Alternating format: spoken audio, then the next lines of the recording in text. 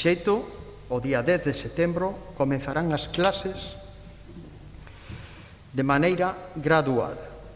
En concreto, o día 10 de setembro, aínda que o calendario escolar non se modifica, comezarán as clases de cuarto e quinto de infantil, primeiro, segundo e terceiro de primaria, tamén as de educación especial. No día seguinte, no día 11, incorporaránse ao centro os alumnos de sexto de infantil, cuarto, quinto e sexto de primaria.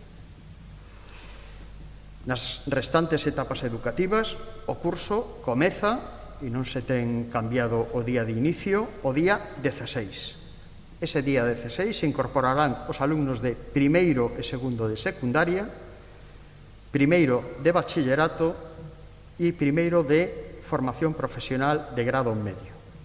Tamén os primeiros de formación profesional de grado superior. Pola súa banda, terceiro de secundaria, segundo de bachillerato, segundo de formación profesional media e segundo de formación superior se incorporarán o día 17 xoves. E, finalmente, o día 18 viernes, comenzarán as clases os alumnos de cuarto da ESO e todos os cursos da formación profesional básica.